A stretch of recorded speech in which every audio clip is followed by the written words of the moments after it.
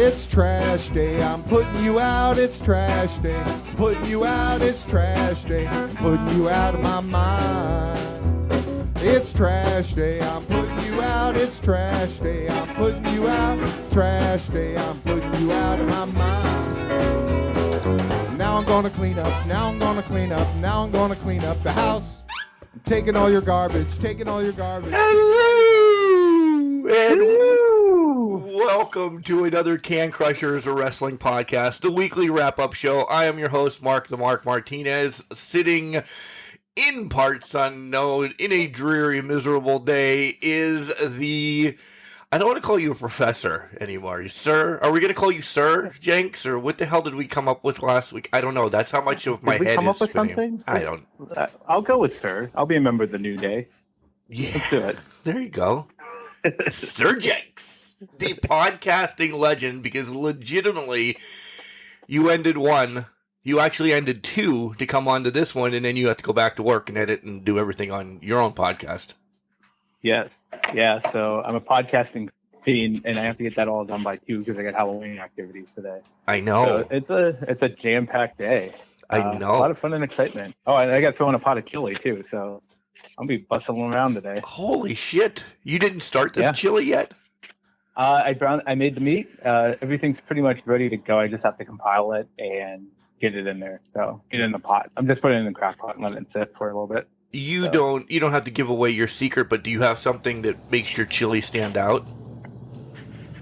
Not at the moment because I'm still trying to figure out my chili. So I've made chili a few times and I'm still perfecting it to make it my own.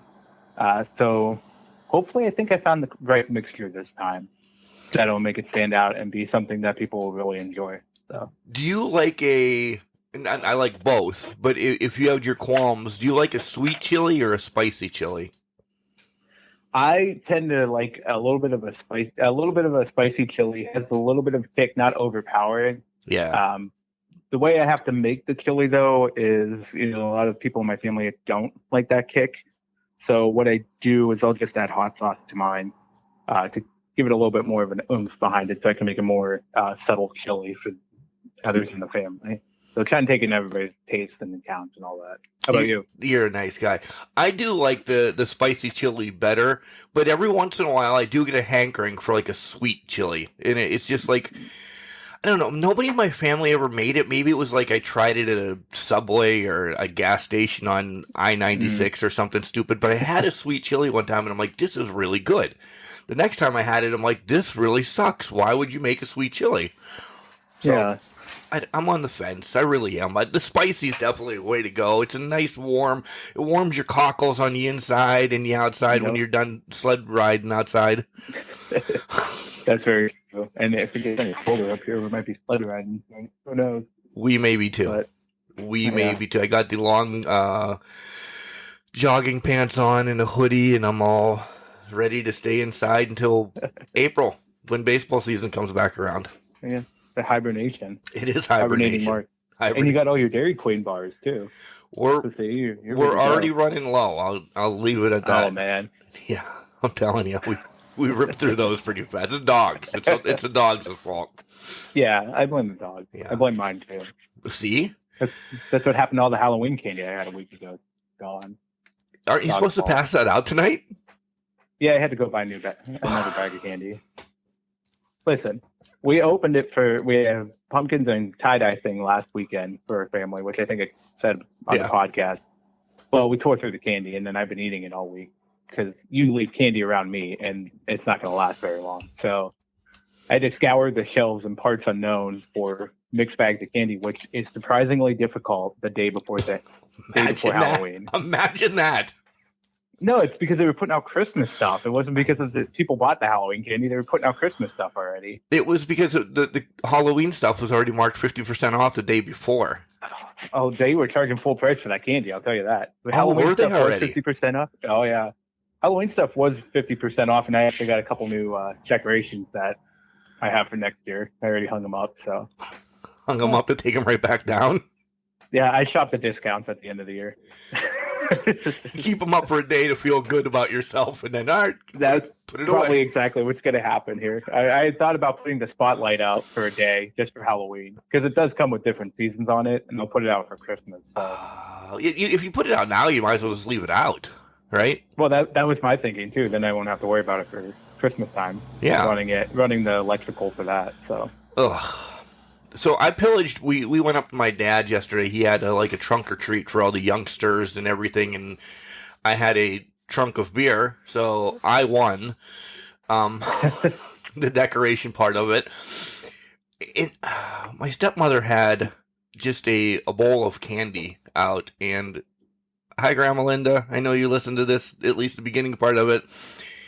There was a shit ton of gobstoppers in it, and like milk duds and everything. And as the kids left, everybody's like, well, let's clean up a little. I just took the whole bowl, and it's now at my house. So she should get her bowl. It's back at some point, but that was my Halloween in this year. I just stole Grandma's bowl of candy. She loves you for it. At least it's going to good use. Right? Well, yeah, right. Nobody's going to throw it away because my dad's not going to eat it. It's not going to sit up there for 6 months until the kids go up and pillage through it a little bit at a time. Mark's just going to devour it this week, and then she can have her bowl back next week when I go. We are getting the Christmas decorations down next week for her. There's about 5 million totes up in their garage that I get up there every year, sweat my balls off, and bring them down. I hate it. Now, do you decorate your house too? No. Or just hers? No? Kelly does that. I just... Oh, it gets worse and worse during Christmas. I hate it.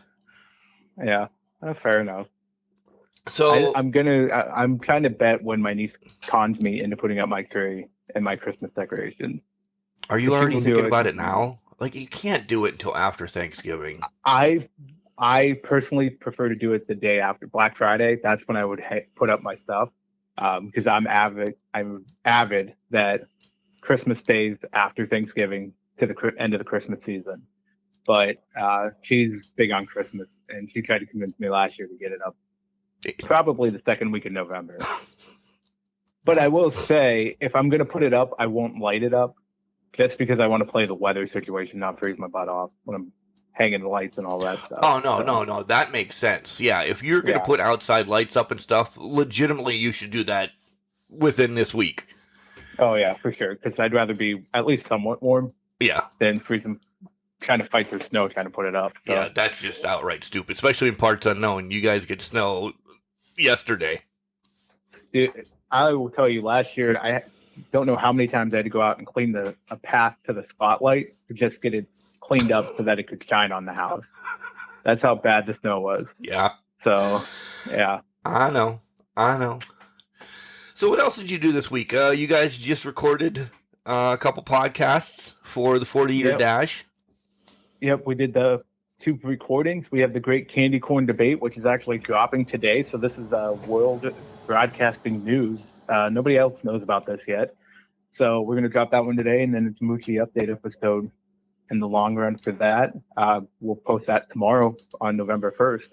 Outside of that, this week has been kind of straightforward. I'm trying to remember anything big that happened this week, and there really wasn't much that went down. It was just a normal building up for Halloween week. I will say happy birthday to 40-year Dash co-host Daniel Mucci.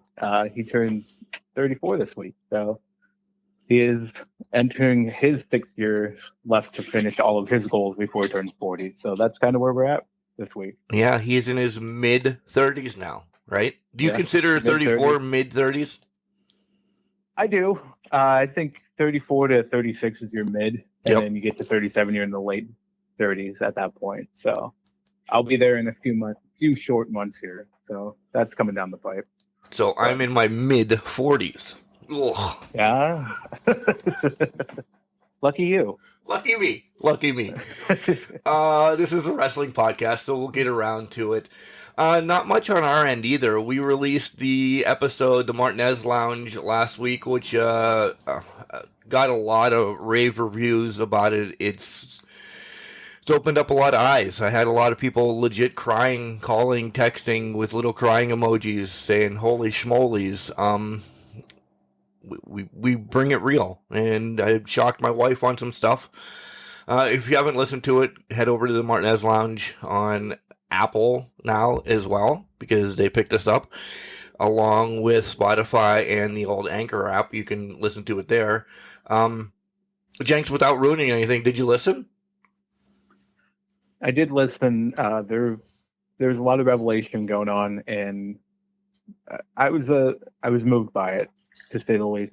There's a lot of great in-depth discussion that happened on it.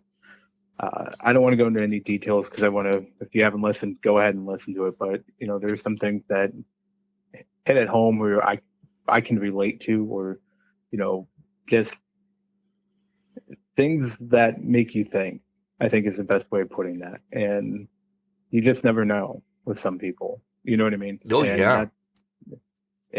I know what you mean. The other people might not know, but I know exactly what, yeah. Yeah, and it's a lot. It's a lot to digest, but it's I don't want to say it's a good way to digest, but it's a lot to take in, digest, and really interpret and see. And you can make parallels in your life in some cases, and it's deep. It's definitely deep. Yeah, it really is. Yeah. So yeah. All right. Where do you want to start first, Jenks? I'll let you kind of gallivant this show around, because let's throw, the cards against the wall. I don't even know if that's a saying, but it is now. Nothing big this week. There was some, as we talked a little bit before we went on the air, there were some moments that were like, holy shit, but nothing that was like, all right, it's revolutionized wrestling this week. Except for one thing. Well, let me stop you for a second. I'm sorry. How about the big thing right now? How about the whole ROH? Done. See ya. Peace out. Everybody's released. That took me by surprise. I didn't know if there was writing on the wall that I missed during this whole thing or what, but that kind of, I feel like that shocked the wrestling world more than it did anything. And I could be wrong on that, but oh no, it did. I think it shocked some of the talent, because they said they were going to just take a break, and then the next day they're like, "Hey, if your contract is anywhere close to being up, move along."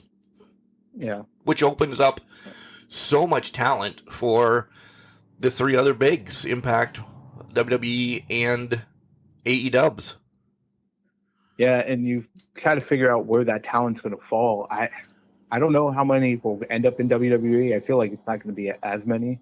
But AEW, Impact, they're gonna have their choice, and probably New Japan in that as well. There's going to be a lot of top talent there that's going to have a lot of options open to them, probably as of Thursday or whenever that news broke.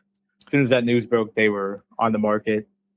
They were getting calls left and right, I'm sure, but I can't believe it. That threw me for a loop last week.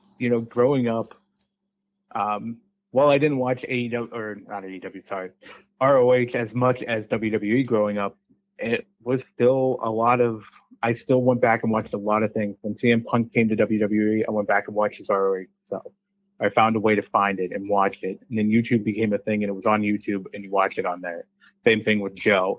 You could go through a list of talent that's debuted in WWE, AEW, whatnot, and you go back to ROH. Hell, they even broadcasted on the cable package I have now. It's pretty much running 24/7 on one of the channels. Yep. Is ROH. Now it is. Now it is. A couple of years ago when it was red hot, it wasn't. Exactly. Now it is. And, I want to see where people fall, especially I think the likes of Jay Lethal off top of my mind. But I don't know. It's weird. It's a weird feeling to know ROH is not there anymore. And I know they mentioned something about coming back in spring, but it's just a weird feeling that it's no longer there.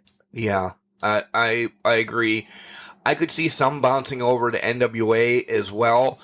I think this bolsters the indies, though. If I'm going to pull all punches, I think that you're going to see a lot of these guys doing, some indie tours just to there's money on the indies. Let's not, some of the indies that are bigger ones that we cover here and there. I see that a lot of them are going to do some indie stuff. Cody did a hell of a run with the indies doing things, and then just kind of spruce them up, get their name out, because essentially that hurts some of them that are not going to be on TV a while. So you have to get your face back out there. Impact, I think, is going to be one that kind of collects more people. I really do, and I think you're going to see Impact getting a little bit of a nudge off of this. Again, Impact's on that stupid channel, that access channel that 3/4 of America does not get. So you have to watch it on the YouTube like a week later. Yeah. So. Yeah, Impact was the first place I thought of when the news broke. Was there's a lot of talent that are just going to go to Impact.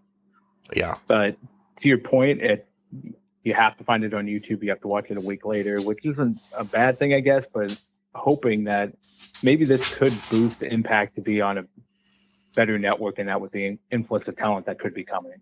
But it will be more to come, and definitely interesting to see over the next coming month. Yeah, and like you said, it's kind of a shock. I think it shocked a lot of talent as well. So, yeah. All right, now I'll let you kind of gallivant is where we go, and so on and so forth. Where do you want to go first? Well, do you want to just start at the beginning of the week and work our way through, or how do you want to? What works for you? Yeah, nothing works for me today. You know my mindset. I know your mindset. My mindset is beer. Stop drinking. Oh, drink it at your dad's house until 10:00 at night. Yeah, that sounds great. Hey man, you were trunk or treating. Now, did you actually say trick or treat? Drunk or treating? Yeah. Were you saying drunk or treat when you were getting your beers, or what? I was. Because I feel like that's a miss. They're good. I was. Yeah. I was going to tell that people would need to have pull the beers out of your hands if you didn't. You have to ask. Yeah. No, it was drunk or treat at this time. There was a ton of food. It was a good time. The kids were up there. They got their candy and they bailed, and then just the alcoholic stayed afterwards, which is even better. I don't blame them one bit. So here's the game plan at my house. I'm passing out candy today with my sisters and my mom and are coming over, and then my sister's taking my niece out and around the neighborhood because she lives right by me. But we're literally just going to sit at my house, drink, and pass out candy. Nice. And that's our game plan, and eat chili and that. So that's the game plan tonight, and we're going to have a lot of appetizers in that. So I don't blame you one bit. Yeah. So I get it. All right, let's start with Raw then. We'll just literally we'll do Raw. We'll take a quick break, come back and do the rest, and then whatever it comes up. I have to say this right off the bat, Jenks. 2 minutes into the show on Raw, I knew who was going to win the main event. Yeah. Because you have 3 baby faces in Seth Rollins challenging to be the number 1 contender. You're not going to have Finn, 2 super over baby faces go at each other this early in Big E's title reign. Not yet.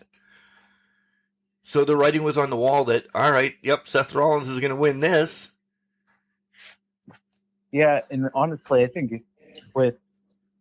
don't think there's any clear-cut other contenders out there on Raw. There's not. Honestly, even before the show started, I figured Seth Rollins was going to be the one to transition to the match and be the number 1 contender, unless they're going to flip one of these guys at some point. And the only likely person they're going to flip is Kevin Owens, but I don't think they're going to do that anytime soon. So, yeah, you're right. The writing was on the wall, but it was a fun ladder match. It really was. I enjoyed it. Go ahead. No, go ahead. We can jump right to that ladder match and then kind of bounce around the rest of the thing. I did too. I was like, holy moly. They took a lot of bumps, and even me knowing in my head, thinking, all right, Seth is going to win this. If there was somebody else that I thought was going to win it, I thought Kevin had a chance for a minute, because he can do the heel, babyface, whatever you want him to be, and just be amazing at it. I never gave Ray or Finn a chance in this match, though. I just did not, because Ray's having his own issues with his son, so why are you going to break that storyline right then and there? Yeah. And poor Finn is just on a downward spiral to, I don't know, maybe release is coming up because to me, Finn Balor does not fit in the WWE anymore. No, he hasn't really fit since, in my opinion, NXT. Right. Honestly, if we can call it terrible timing, maybe if his Universal title reign, he didn't get injured during that match, maybe if he had that title reign, he would fit in a lot better. But it hasn't been the same quality that we've seen in NXT or even before that with Ben. So I agree with that take. So, anything you want to talk about on the ladder match? It was great. It really, I enjoyed the hell out of that ladder match. Well, yeah, and to be honest, nothing against either. These four guys are all talented individuals, so you knew it was going to be a good ladder match. They were going to bring it, even if you knew Seth Rollins or you thought very strongly Seth was going to win this. You knew they were going to bring it. It was going to be a great match at least a fun match to watch. And God, Rollins having a ladder match 4 days after the Cell match was insane to me. But yeah, hey, you got to do what you got to do. I also have the stinky feeling that this was a ladder match in response to the Casino one earlier in the month. I feel like that's why they did this instead of a traditional fatal four-way, but I'm glad they did it anyways. Yeah, the only thing I was going to say to your point, you mentioned Kevin Owens being a heel babyface whenever he needs to be. There's history with the New Day there, and they could have certainly played off of that, and maybe they're saving that for a later date for him to challenge Biggie. There's so much history with them. So I think that could be coming up here maybe in the short future, although KO's contract, I think, is up in, what is it, January or whatever that is now. So if he doesn't resign, it might not. So I guess we'll see what happens with that. But there's so much history there that I could see they get a good run out of KO versus Biggie. I forgot he was an honorary member for like 2 shows or something like that, right? Yeah, and then he turned on him. Yeah, then he turned on him. Yeah, boom. Other matches bouncing around. The triple threat tag team match to start. I'm glad the Dirty Dogs, and apparently they've lost the name, the Dirty Dogs. There's Ziggler and Roode again. I don't care. I'm going to call them Dirty Dogs because I love it. I'm glad they're getting more time because Ziggler and Roode are kind of 2 of my favorites that are mid-card type of guys. I would love to see them with another title reign. I hate the Alpha Academy. I've never been, if you listen to the show for years now, I don't think Otis brings anything to the table for me at all. I really don't. He's just, I don't know, big sack of shit in my book. I don't know. And I'm not being Debbie Downer. Wow. I'm not being Debbie Downer today. It's just, you don't have a connection with some of the wrestlers, and Otis is one that I don't know what he's supposed to be. At one point he was a piece of machinery, and now he goes from a piece of machinery to the second world's strongest man that can barely move. He needs to be like a mini King Kong Bundy or doing moves like that for me because he's got that build. He shouldn't be trying to fly through the air. I'll just leave it at that. I think if he could make it a combination, I agree that he needs to be a bigger competitor, play bigger, even though he's a small guy in stature, but he's a big guy where it counts to be a big guy. And width. Thank you. I was trying to think of the best way to put that. But yeah, he should be acting more like a big guy. If he did it similar to, I'm not saying similar, like exactly the same as Vader did, where he could use athletic ability in Bam Bam, Bigelow and Vader, where they could use big guy. They have big guy moves that they can use to squash people, but they also have the agility to use and move around the ring. I think that would be a perfect combo for him. But right now, I don't think he has found his groove with the Alpha Academy, nor are they making an attempt for him to find his groove. It just feels like he's the heavy for Chad. But yeah, I agree with that. I love what they're doing with Zelina. Did you catch on that at one point she had a British accent, then she had a French accent, then she went back to her Spanish accent? That was in my notes. I'm like, are we picking an accent and staying with it, or what are we going with here? I mean, I don't want her to have a British accent, but let's have at least one accent to go with. Right. During this coronation, I was still on the fence because I think both of us wanted somebody else. You thought it was going to be Baszler. I would have been okay if it was Carmella. this might actually be shame on me. At least you can defend yourself, but shame on me. I think this is going to fit perfect for her. I think this is kind of, everybody knows that Aleister Black's her husband, or Malachi Black is her husband or boyfriend, fiance, whatever the hell. I don't know on paper what they are, but I think this is just them saying, okay, we're not really releasing you. We're going to give you somewhat of a push, because I believe once her contract's done, she could scoot as well. Yeah. So. Yeah, I would say, well, I think to that point, she signed before they released Aleister, and I think her intent was to at least stay with him. So she kind of got trapped in the situation. Not speaking from that I'm an expert on it or whatnot. You are an expert. I don't know about that, but the Queen Zelina angle, I like it with her. I personally just have an issue with, we're not the only people getting 20-minute matches that are women or Charlotte. Anybody involved with Charlotte. That is where my issue comes in. The Dewdrop match was pretty short and sweet, and later in the night, Carmella and Liv was, I don't think it went to a break, so I don't think it had 2 segments. I think it only had the 1 segment. So, I think Zelina, the character, is going to fit her perfectly well. I do want to see her maybe get a muscle at some point, because I feel like that would fit like her character a little bit, to have somebody, an underling. Who that's going to be, maybe it'll turn out to be Dewdrop. I don't know, but we'll see what happens and what they can come up with. I don't know if it's going to be Dewdrop right now. She's over with the little girls. She's got the sparkles and everything. Yeah. That would fit. You know, they just had their little feud right there. I was going to write that. I had that written down as well. I was wondering who, though, because Baszler, other brand, Mella isn't anybody's. I don't know. I would almost think that she gets a guy to come back around, have it be Garza again, or somebody like that she's kind of with. I don't know, but I'd like it to be a woman. I really would, because I'd like a stronger woman faction. Tag team, something like that out there. I agree. Who that's going to be, I feel like they might have to pull somebody from NXT, but even there, I'm not sure there's anybody that's really a muscle person besides Purple. Well, good on that. You read my notes as Raquel Gonzalez wrestled the dark match. Oh, prior. I did not know that. Yeah. Oh, okay. Could she fit with Zelina? Maybe, but oh man, that gets into the point where, does that diminish what Raquel has done in NXT? I guess depending on how they book Vince it. Doesn't care. They make her look clumsy, it's going to be bad. But I don't know. Yeah. Also, transitioning off of Zelina, but going to Carmella, because I mentioned it, the mask. Why? That mask that Carmella was sporting kind of looked like Dwight from The Office when he put on the mannequin, the CPR dummy face.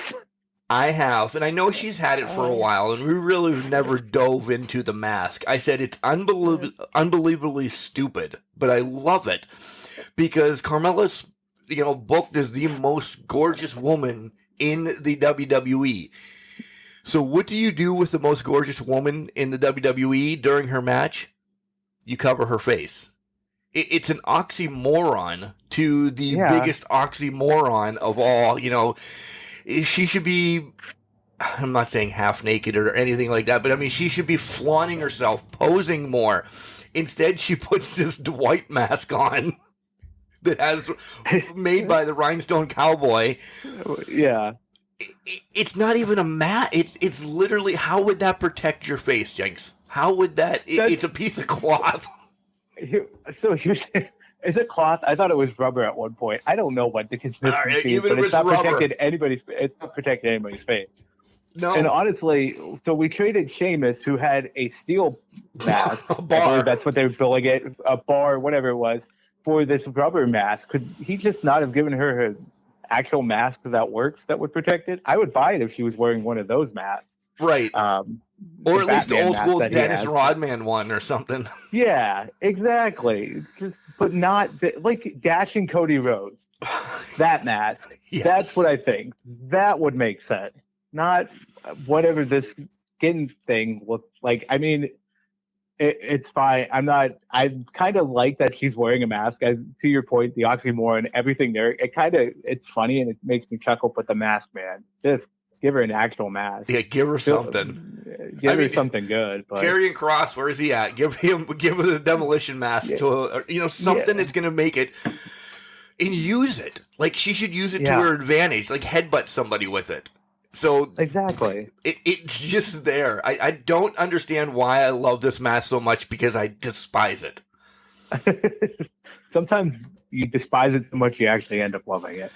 Oh my god. And we were talking about, you brought up this match was only, 3 minutes, 4 minutes, if that. Yeah. They were building Liv up, and this is just a feud that carried over from SmackDown. Same thing going on.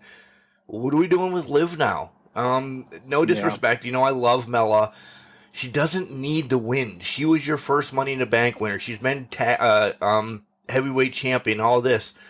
Liv has done nothing, and now she's lost the same match on a Friday and on a Monday to Carmella, essentially the same way. Yeah. I don't know. I'm not sure what their intentions are with Liv. If this is something, I don't know. It's weird that they have built her up for basically the month of September. They built her up, and now they're just tearing her back down. I want to see more. Maybe it was to put a finale on that rivalry between the two so they can go on and do other things. But where does that leave Liv Morgan? That was a tough one to say for some reason. But where does that leave Liv at this juncture? I don't know. Hopefully not to be an enhancement talent, because I think that she's got too much talent. Exactly. So and I know we both had season premieres, on SmackDown Friday before, and now Monday was Raw. Why didn't Charlotte come to Raw? Like, they left, I think, a huge money-making event on the table, and they're going to forget about it, about Charlotte and Becky having their tiff on SmackDown. Yeah. They're like, yep, we're moving back on. Nothing against Bianca. She's super athletic. She's awesome in the ring, yes. To me, Becky's lost something since she's come back. I don't know what. I can't pinpoint it. But I know she's big-time Bex and really not going with the man right now. Whole thing, but I think Charlotte should have been involved still yet again for one more pay-per-view. And I'm not the one always waving the flag for Charlotte. And we get this news all week that she's pulled off of media shows and she's pulled off of this because there's legit heat on her in the back. Whatever. But who doesn't want to see Becky and Flair go at it? Survivor Series. Okay, so it's going to be set up like that.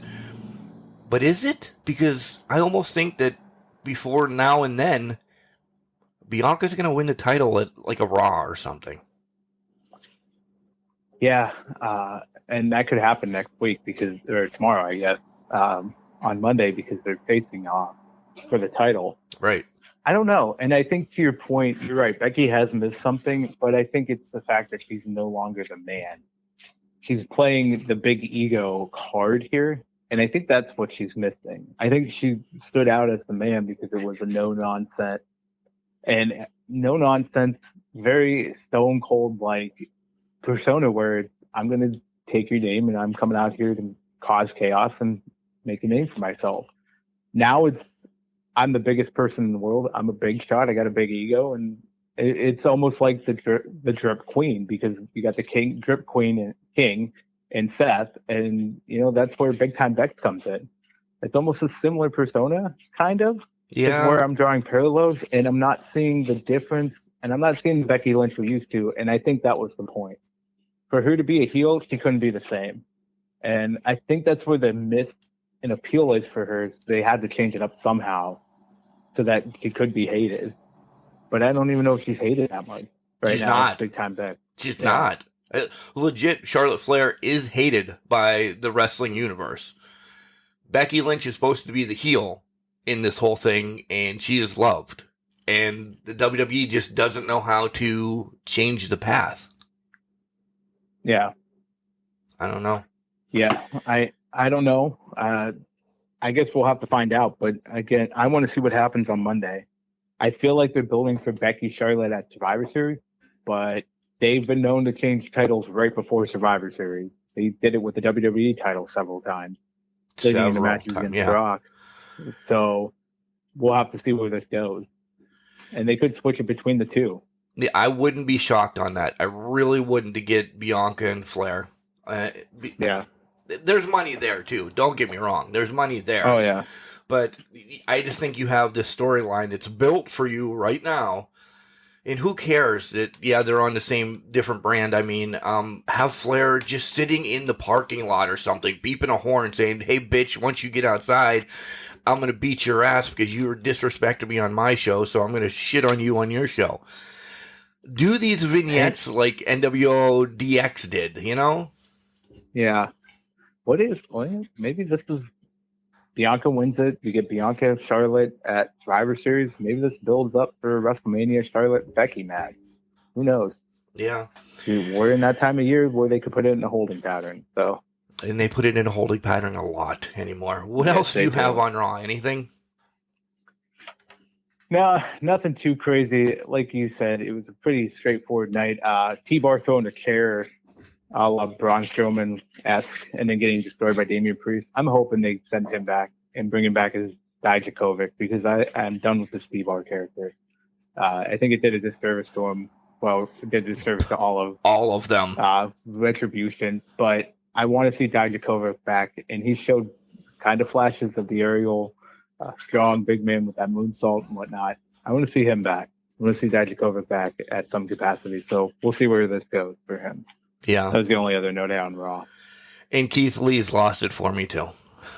We said that a couple weeks. I just want to reiterate that I just don't understand where they were or are going with Keith Lee. I don't know. They spin their wheels way too much.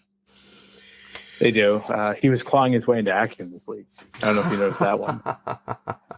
That was. They kept putting that. They kept putting that on, and I watched it. Saw it the first time. I'm like, I hate this. I already hate this. Despised it. All right, we'll take a quick break. Here comes Al Snow to tell you about Collar and Elbow, and then when Jenks and I come back, we'll dive into the rest of the week in professional wrestling. Does that sound good, buddy? Sounds good, buddy. Wrestling. A love and a passion we all share. I've started a wrestling brand.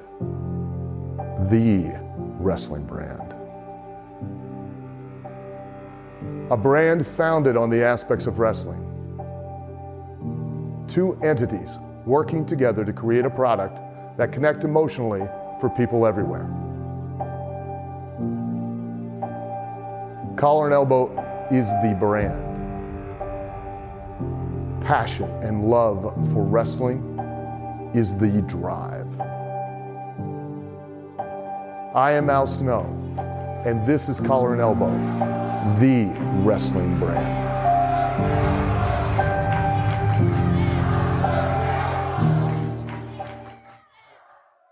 This is All That Braden Elliott and Bangin' Jake Wiley. We are the Rad Boys, and you are listening to Can Crushers Wrestling Podcast. Where'd I leave my toys? Cowabunga! Rad Boys in the house! Totally tubular!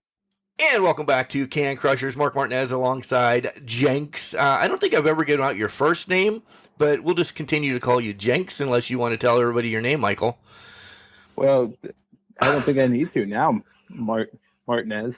But I literally tell people just call me Jenks all the time, so I have no issue with it whatsoever. Yeah, I know. You've always been Jenks in my heart. Guys, we also have a promo code for Collar and Elbow that you just listened to. It's called Can Crushers, all one word, capital C and Can, capital C and Crushers. You'll save 10% on all the cool stuff they have out there. And don't forget to head over to our website. cancrushers.wixsite.com/cancrushers to check out our merch that we have, hoodies, and my stainless steel mug came in, by the way, Jenks, and it's Did it? fucking Nice. fantastic. I had coffee and I took a little nap yesterday before I went to my dad's because I only got home at 1 o'clock in the morning from the football game Friday night because it was a 2-hour effing ride to the game and back just for a loss. Oh man. And they're still number one seed in their, division. They didn't need to win. They didn't need to lose. They didn't have to do anything. They were already moving on to next week to play for the district championship. So the game I was hoping was going to get canceled. Nonetheless, I took a nap yesterday, about 2 hours, and this stainless steel tumbler kept my coffee warm for that whole 2 hours. So it's Nice. fan-freaking-tastic. Yeah, I'm loving it. It's like McDonald's. Loving it. Hey, that's pretty good. Oh, McDonald's. Isn't McDonald's? Are I'm you a fan loving of it. McDonald's? Yeah, are you a fan of McDonald's coffees or no? Oh, no. Okay. I meant just their saying is I'm loving it. All right, fair enough. Fair No. enough. I don't know. There's some people that are. Do you like McDonald's coffee? I've never had it, to be honest. Why the hell did you bring this up then? Well, because you brought up McDonald's. The "I'm loving it" slogan. So I just asked if you like McDonald's coffee. That's a natural progression. You've known me for 10 years, Mark. You know my mind does not work properly. I know. It just goes off in its own different little world sometimes. So No, I like the stupid coffee. I'm not saying stupid coffee. It's like the donut shop coffee, which I guess is a decent brand. I don't know, but I want like the Ethiopian coffee or a Colombian. I never have the same coffee in the house. After we go through like the little 4-pack of pods, I need to switch it up. I can't have the massive, 10-pound things of Folgers or Maxwell House. I need different tastes. So I'm right there with you. I have a coffee shop down the road that actually makes their own coffee, and they have a lot of good stuff there. But I'm on a break from that, so I'm doing more of the cake pods and all that, K-cups and all that stuff. So I'm really the only one. Kelly might have a cup of coffee once every 6 months. Weekends, right now, it's like the only thing I drink because it's effing cold. Yep. Besides alcohol, we're still there. All right. That's fair. Yeah. All right. AEW Dynamite. It starts off right off the bat with one of the matches of the week for me, Punk against Fish. Yeah. And essentially this is when the whole ROH stuff came out, was on Wednesday. So to have these two, and it was already said that they were going to start the match, the show off and everything. But how weird is it to have these two then, after ROH says, hey, we're kind of folding the doors, and here's two of the ROH's originals, CM Punk and Bobby Fish, going at it in a match that was pretty doggone good. It was a hard-hitting affair for sure. And I don't think it's poetic justice, but it was right on the nose of saying, all right, well, here's the originals. They're going to do battle first. And it was a classic encounter. It was one of the better ones. I think one of the better Punk matches that he's had since coming back. Yes. I like Bobby Fish. This seems like a lot better Bobby Fish match. It gave more to him. And like I said, I think I said last week, he seemed like he was a little bit like, what are they actually doing with Bobby Fish? Even though he lost this match to Punk, it was hard hitting. He was in it. I'm starting to appreciate Bobby Fish again. So I think that it did its job. Where he goes from here, I have no idea, but I really like this encounter between the two. I see Fish, maybe because we both said this, that the TNT title is going to be a little bit high flyer, especially since Guevara has it right now. They had the big guys have it for a while, so they're going to have the littler guys have it, I think, for a while. I think maybe the FTW title kind of rolls around, and that's one that fits Fish. And you say that so many times fast. Fit. Yeah. I think that fits Bobby better than anything, because this is a persona to me that he's coming across that FTW, it fits him right now. And again, he's not going to, I don't think he's going to be a big player in the whole AEW scheme, but he's going to be one of the leaders of the mid card. Yeah. Well, he's definitely going to be the veteran talent on the mid card, Right. and he will be the veteran experience. I could see that maybe the FTW becomes more than a prop that it is now, and they start putting it on more people in that. If that's the case, love Bobby Fish to be the first person to take it off of Ricky Starks, and I would love to see that matchup that comes forward. So there's a lot of possibilities there, but I guess who would you put in that division if you were going to do it? Is kind of where my head goes. We don't have to debate that now, but I just want to see who would be. Are we going to make the clear pass of FTW? Would it be? I should say this: would it be recognized like the TNT in the AEW World Title, where you see the rankings pop up and they kind of align people to the title contention every week? Do we see that finally for the FTW title? I don't know. think ever, because I think the whole aura around it is that it's not an organized title, and I don't even know. Can you go back in the lineage? And this is something, again, we should plan once in a while to talk about things, but it's better to shoot from the hip. Can you go back and see who all the FTW champions were? It's got to be out there on the wiki or, on the old interweb. But again, we don't have to do it now, but I don't know. I don't know if anybody's ever done that. So, yeah. You're doing it right now. I hear it. I'm definitely doing it right now. Can you hear me typing? Yeah. Let's see what we got. There is an FTW championship on the old wiki. Let's see here. So there's only been 5 recognized champions. All right, you have the list in front of you. So I have the list in front of me. It's 4 different people. Taz. But 5 recognized champions. Yeah. Ricky Starks. Yep. Brian Cage. Yep. And the other one's an ECW guy, right? Yeah. I don't know. Rob Van Dam. No. Sabu. Shit. He had it for 3 months, and then Taz took it back from him. Okay. Who's the 5th guy? Oh, Taz took it back. Yeah. Yeah, there's 4 people, but 5 title reigns. Yeah, okay. When he took it back, he actually unified it with the ECW title, so it went away at that point. That's right. So I do remember that. MJF destroys Donovan, but some guy, and then just gets on the mic and makes money. He's so freaking good, Jenks. I know we say it's like a beaten down horse every week, but he could talk for 2 hours, and I'd watch. Oh, I completely agree. I would love to just have him on commentary one night, even if it's a rampage. Just have him on commentary, running down people, just shitting on Excalibur the whole time. Yes, it would be phenomenal. I would love every minute of it.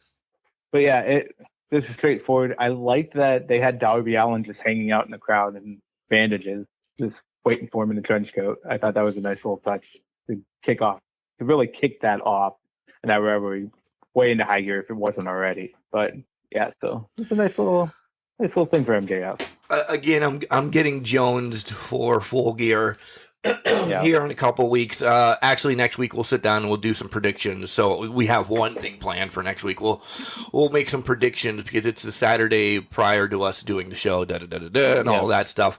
So yeah, we'll talk about Full Gear in detail next week. And apparently, I'm losing my voice all of a sudden. So yeah, you hear that? What is going on? You gotta get I don't know. Coffee for those cockles. My cockles are. I'm out. Because I'm on cup number 3 already. And this is like a 24-ounce tumbler. So, yeah, I'll have to piss like a racehorse at the end of the show. But nonetheless, Sammy Guevara against Ethan Page. Good match. I mean, a solid, nothing over that I was like, yeah, but it was a good match. And I love that Guevara is still continuing to run with the title. Yep. No, completely agree. Great match. Appreciation for Ethan Page went up in this match. I enjoyed it. It was fun. Now it's 10-man street fight now at Full Gear, which that'll just be absolute chaos. I can't wait. Now I'm trying to figure out how they're going to pick the 5 guys from Top Team and Men of the Year. Where does Jericho and Full Gear go with this? So I think that'll be interesting. I feel like there's already 5 that could be determined, but I guess we'll find out Wednesday who they are. Is Paige Van Zant one of them? That thought ran through my mind that Jericho was going to pick Paige Van Zandt as one of the 5. I Just hope. randomly. I hope. And she takes, I don't know. Her and Santana go at it, or I don't know. Yeah. It would sell. It would bring in more buy rates, I think. I think the fight would be her and Jericho or her and Sammy at that point. And I could see it possibly being, if we're going to book this and she ends up being in it, I could see it being Paige Van Zandt could get the win over Jericho. Not a spoiler for my prediction next week, but that could be one way they play it out. That would piss him off so much. That would. And I think that's even more the go then. TBS Championship match, Hikaru Shida takes on Serena Deeb and Jenks. I'm disappointed in this because we predicted that Shida was going to have to wait a while for the 50th win, and we knew it was going to be over Deeb, but we didn't think it was going to be in this tournament, and I think they kind of lost something for me in this match because this was a feud that could have gone on longer because essentially neither one of these women are getting this TBS championship. We both don't think that. Yeah.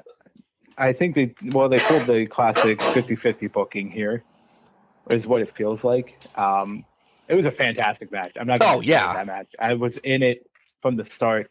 Loved every minute of it. The attack afterwards, I think, dictates a match at a later date, whether it's a Dynamite or a pay-per-view.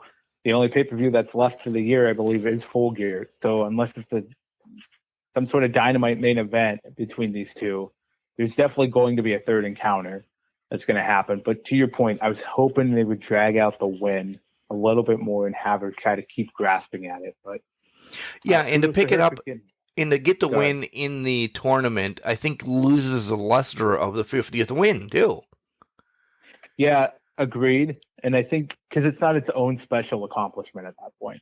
Right. The end goal of the match was to get advance in the tournament, but this kind of just takes away from the 50th win, which is a little disheartening in its own right.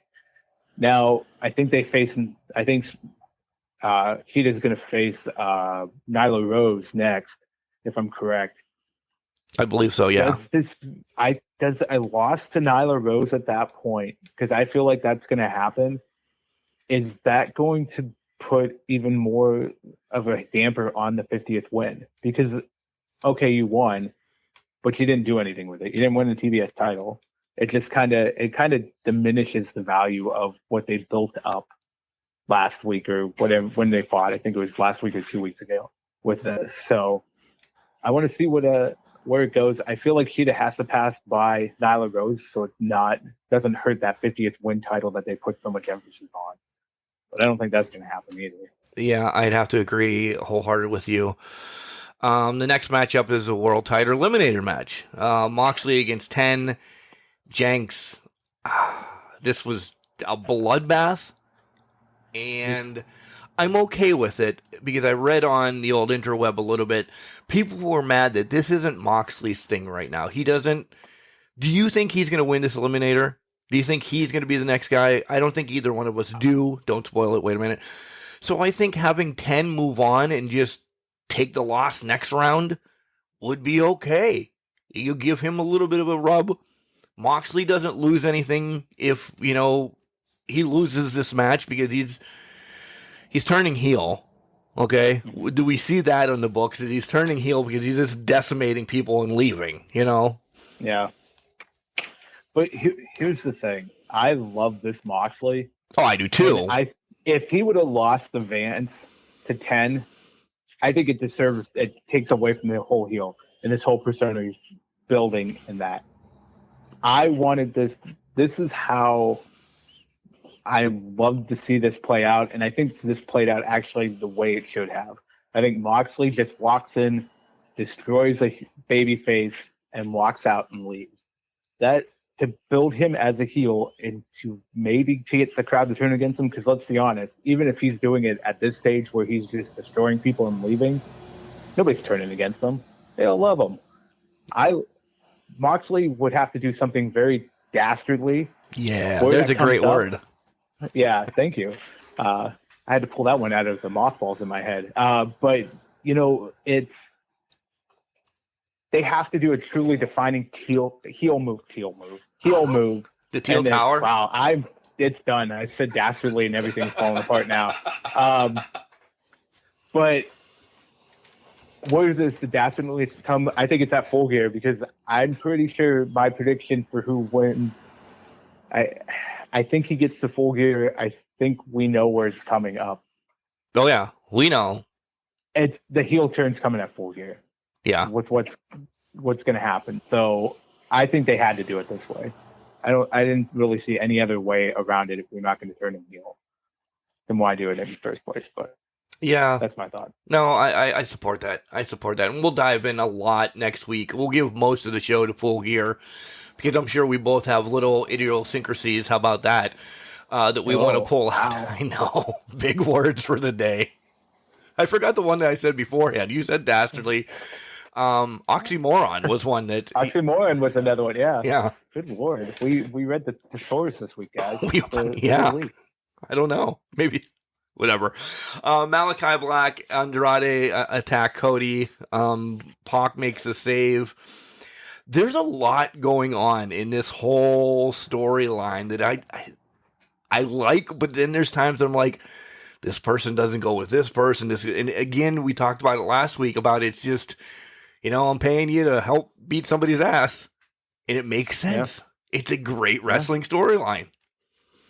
It is. It's a fantastic wrestling storyline. The only person that I can't see fitting into this that might prove me wrong is Cody, because I don't know. Pac, Andrade, Black, they all fit, and I'm like really fighting at the bit to see this break down. The Cody Rhodes thing, he's a great talent. Don't get me wrong. I just want to see how he fits into this. And we know it's probably going to be a tag team match between the two. So what's the Rhodes-Pac relationship look like? Right. Are they just my enemy of my enemies? Or what's the alliance here?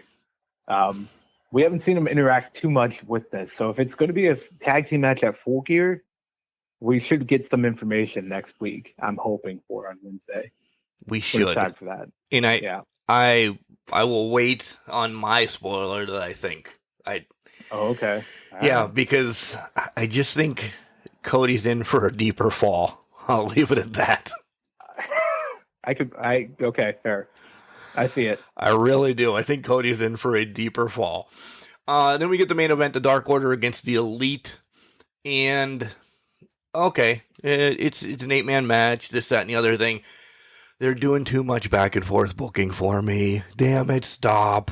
Because the Elite won last week. The Dark Order won the week before. Now the Dark Order wins again this week.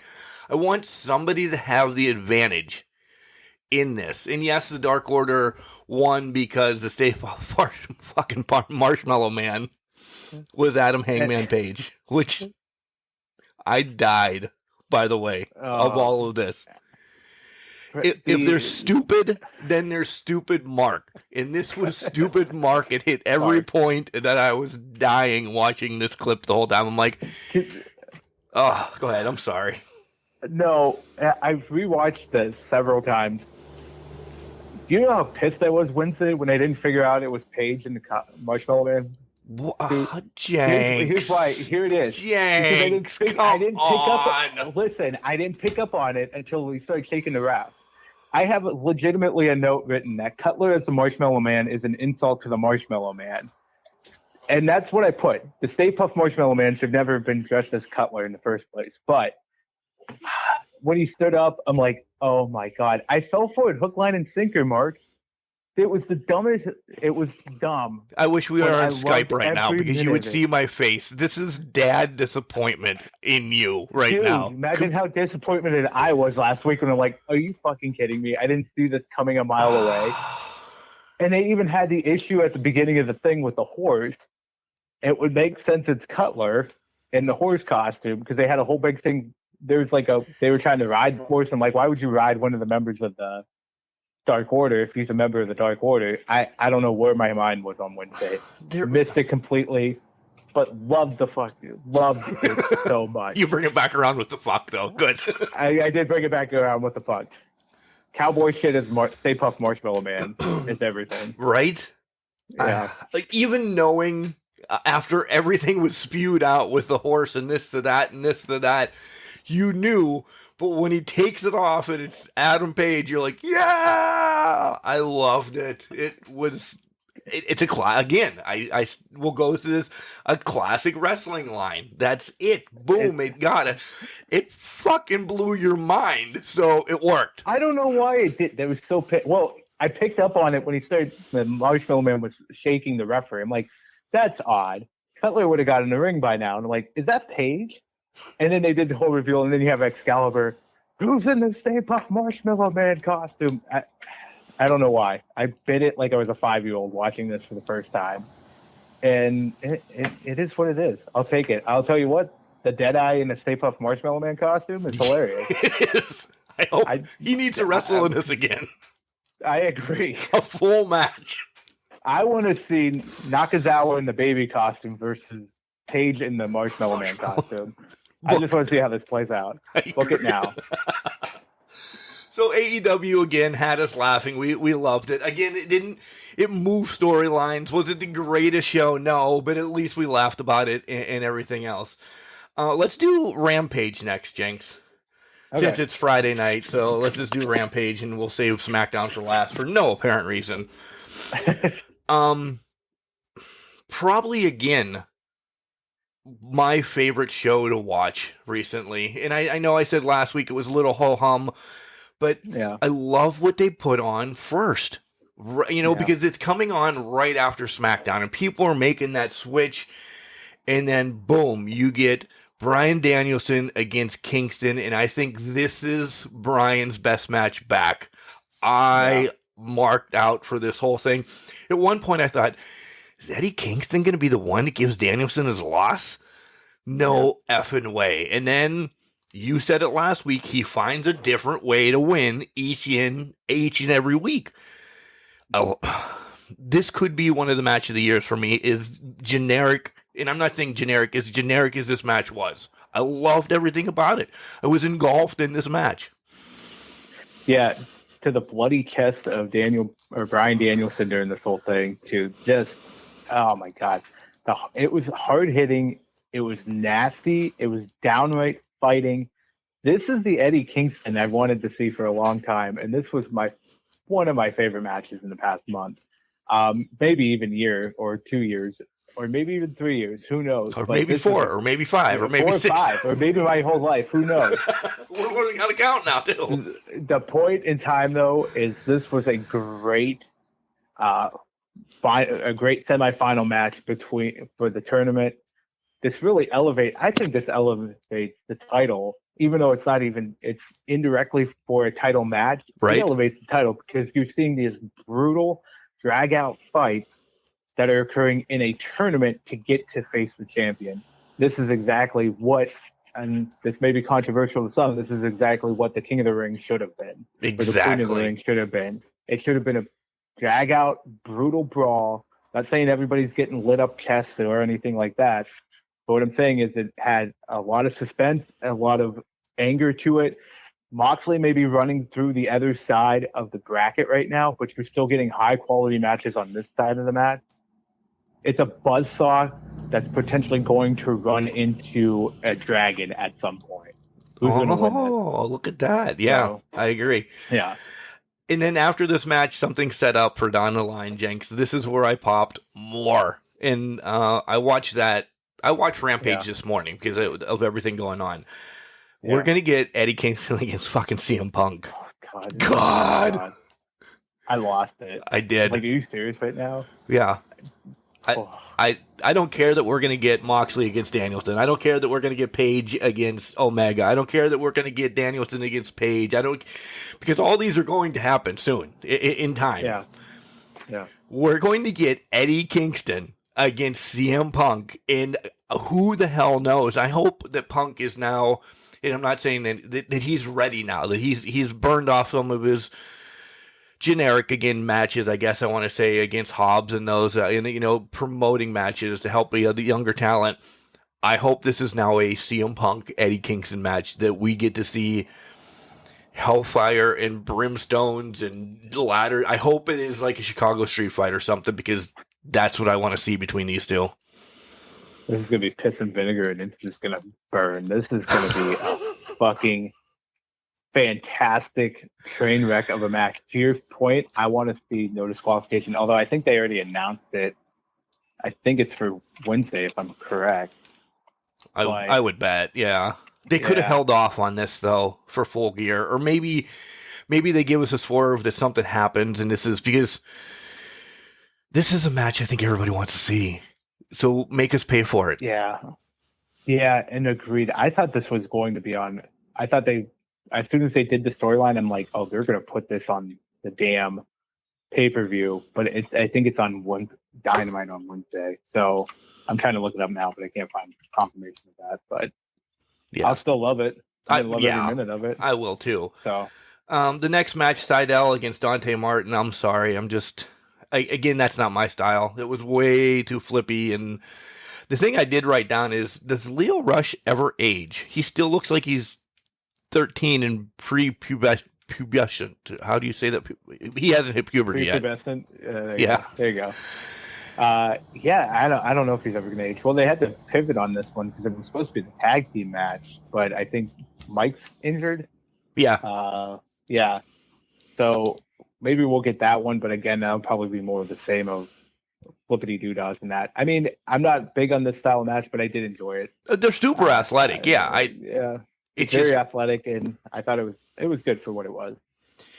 And then we get the Britt against Abaddon match. No disqualification, trick or treat match. No title on the line. Abaddon had to win to get a title shot at some point. Holy shit.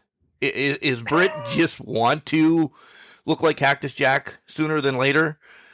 At this point, I think so. If he doesn't come out in a Cactus Jack attire for Full Gear against Tay Conti, I'm going to be really disappointed. Right. The thumbtack spot, Jesus. And then, how about the Abaddon spot with the lockjaw, and Abaddon just bites her hand? The other one I was going to say is like the head in between the chair. Yeah. Normally you get that when the chair's laid down. Yeah. And it still supposed to be a big move. The chair was still upright. I legit thought, holy shit, if she hits that right, she's going to break her neck. Yep. That takes a special talent to not break your opponent's neck. Yeah. And that also takes a lot of trust from Abaddon to let Brett do that. That was my holy shit moment. That in the tax, but the tax in the mouth with the super kick. Then tax in the mouth, that was a lot. I was like, oh my god, I shuddered in this match. I had to. I thought then it ends with a roll up. I know, like that kind of pisses me off a little bit. But I'm like, oh, really, a roll up? But I understand it, because at that point it was Britt's just trying to escape what the hell is going on here. Yeah, it was 3-on-1 at that point then, too. Yeah, that's true, but she's trying to get the hell out of Dodge, because Abaddon has been built up as a kind of freakish monster type thing. And she has been, I don't know what other people think, but I've enjoyed Abaddon over the past couple months. Over the past year, she seems to be getting back into the rhythm, or seems to be developing more and becoming a better talent. Yeah, I agree. Yeah. So I like this one a lot. And she held her own against Britt.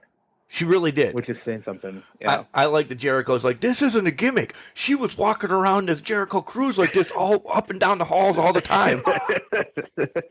I remember that. That was hilarious. Could you imagine Abaddon walking into, again, we'll stay with McDonald's since that's what we're talking about today, because she might be loving it. You imagine somebody like that just walk into McDonald's on Peach Street saying, I'd like a number 2 supersize with chocolate shake, please. I mean, there's some weird people in parts unknown and in Ridgeway. Yeah. Oh my god, I couldn't imagine seeing that. What about you're going back to your room at night and you maybe had too much to drink. You don't know what's going on. You're kind of stumbling, and all of a sudden you see Abaddon just hanging out in the hallway, and you're like, "What the fuck did just happen?" You wake up the next morning, and you're like, "What the hell? What did I see last night?" I saw this demonic figure, and I don't know what happened. But hey, if she's living the gimmick, that's a great thing for business. Although I did watch Road to the Top. You're pissing me off again, Jenks. Go ahead. I know she was in there, and I know it was her by her hair, and she wasn't in character, and I was pissed. See, that's I why was I really hate Road pissed to the about Top. I really do, because you see more and more that they give stuff away. That was the first time I had watched it. It seemed like the full episode, and they showed that, and I'm like, this is that was unfortunate. They ruined the character at that point. They didn't ruin the character, but it ruined an aurora around it. It would be like seeing The Undertaker without the gimmick, and he lived that for 30 years or whatever it was before he finally broke down the walls with that. But but go ahead. I like how her face in her matches, if you watch every match, her face peels away each mask. Match. Her face like literally peels away after every match. I do love the gimmick. I really do. So she plays it off well, and you know what? More power to her. I really like it, and I want to see more of the Abaddon character, even though it's very creepy. And I'm pretty sure he's going to give me nightmares if I see it more. But yeah, I love it. All right, SmackDown time. How about some SmackDown? All right. Again, it was on FS1, so it did not DVR. Yeah. I will throw this under the bus. I did not watch it, so I'm going to read what happened, and Jenks is going to talk about it if you watched it. I did. I actually watched. I got it to DVR because YouTube TV that I have, you can film the show, not where it's at. Yeah. So it'll follow the show if it bounces around like that. So mine does not. Charlotte in the ring, I guess, and Shotzi came out. Mm-hmm. What happened here? Essentially, Shotzi gets a match with Flair, but the big thing out of this match is Shotzi turns heel, right? Yeah, and she got very upset with Sasha, who's out there during the whole time, cheering her on and whatnot. It was interesting that she turned on her like that. It was also different. It wasn't like, oh, hey, we tried and whatnot. I know you were cheering for me. Shotzi's just doing her own thing now, and I kind of like that.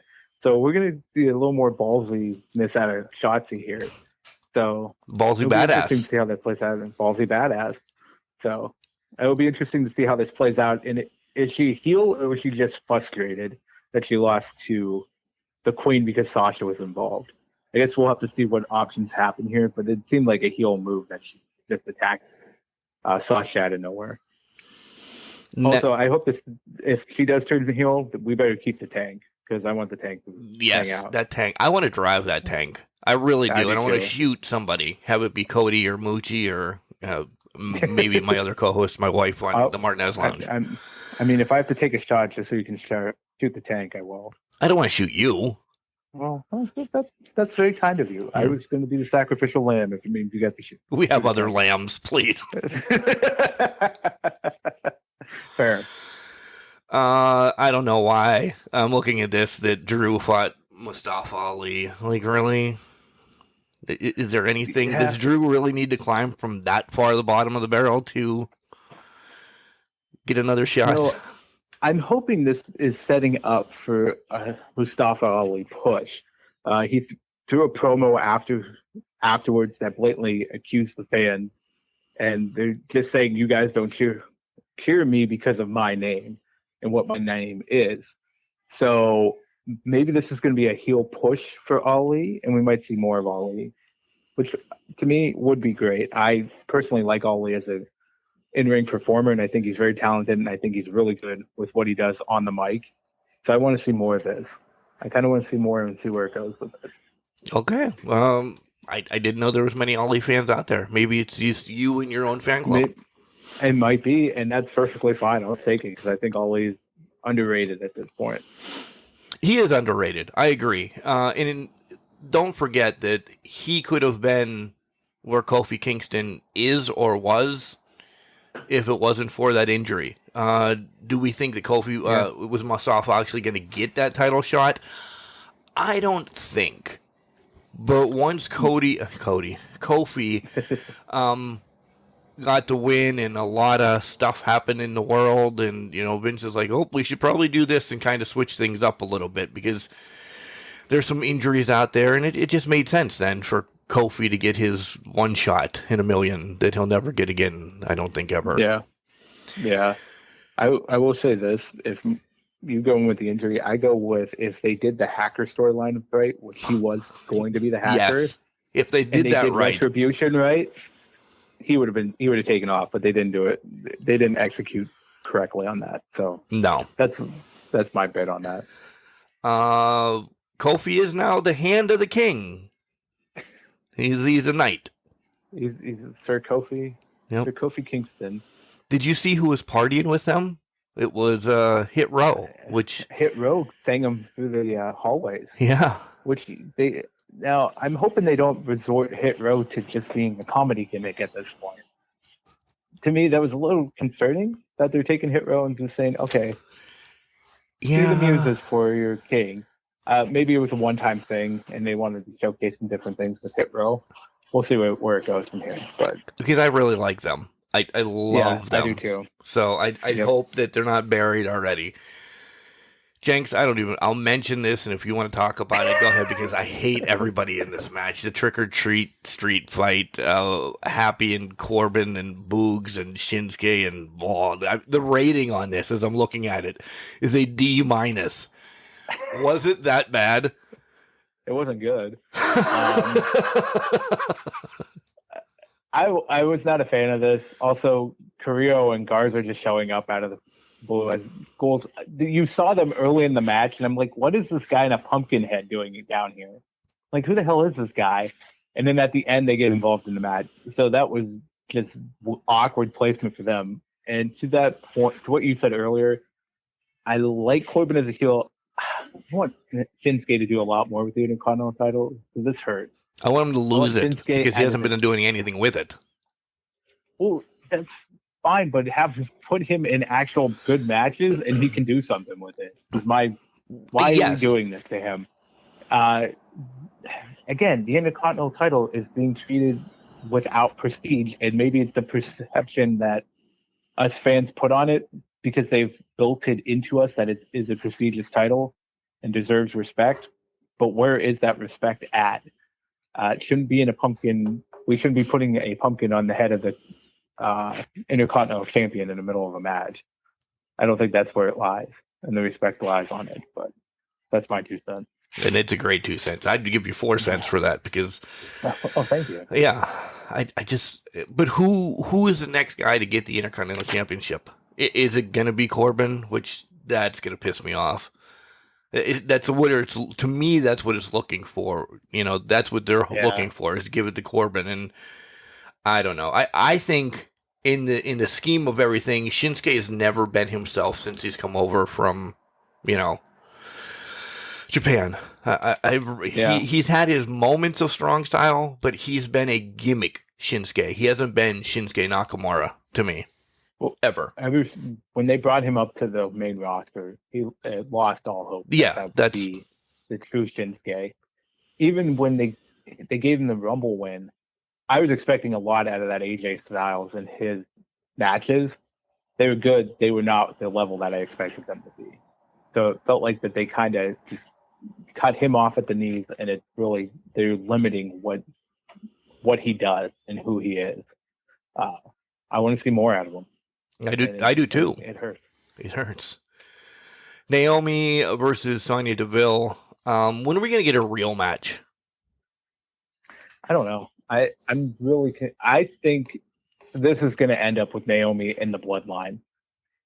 This just sniffs that Naomi's just going to get back up at some point to take on. She needs it because Baszler just keeps killing her.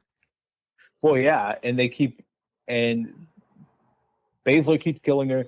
Deville keeps interjecting herself in it somehow.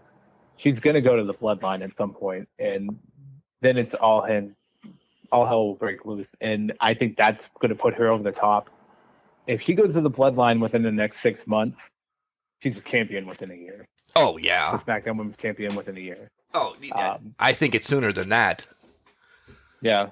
It could be. Yeah, I think so. And then we have the main event of New Day against the Usos.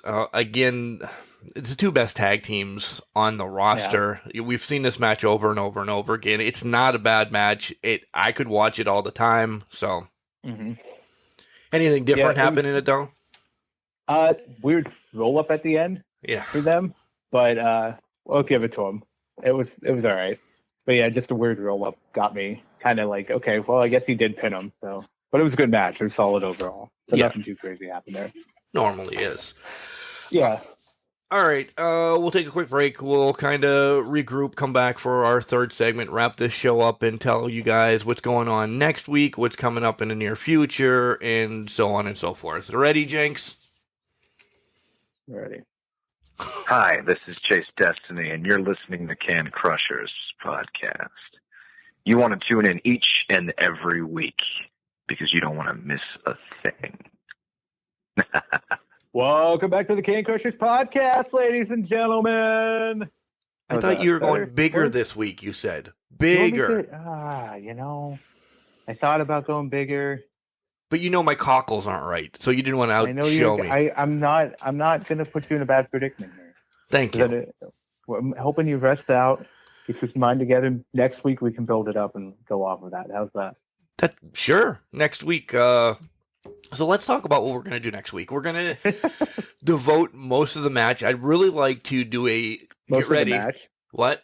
Most of this we're doing most of the podcast. match? Shut up, Jenks. We're going to fight? We're going to fight. Let me get a gimmick bet together here first. All right, you have until Wednesday to announce your gimmick then. Deal. All right. We're going to do a deep dive into Full Gear. It's going to be a pretty big pay-per-view, so I'd like to give that the majority of the show. I'm sure we can fly past WWE. We'll touch on the rest of AEW, but let's do a full deep dive of thought-out predictions and whereabouts of what matches are going to do, because I think Full Gear, as much as All Out was amazing, we jonesed for it. They gave us a lot of surprises. That was the thing that we were thinking about. Full Gear now is setting up kind of what's going to come for the next year, I think. To me, this is AEW's reset show that, all right, does Hangman win the championship? Yeah, that's where, spoiler, yeah. And then, boom, now we have different storylines come into play. So that's where I want to go. And maybe, just maybe, folks, we want your thoughts. Call in and leave. It's a voicemail. Yes, it is. At 814-877. Son of a bitch. You know, I should have this written down. I know it. Because I don't call. I don't call the podcast.